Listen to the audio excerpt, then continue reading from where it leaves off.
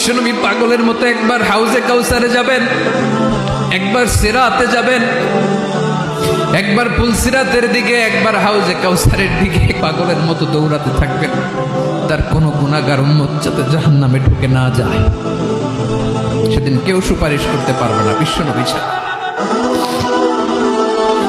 এজন্য 5 নম্বর আল্লাহ বললেন, মান যাল্লাযী ইয়াশফাউ ইনদাহু ইল্লা বিইযনিহি।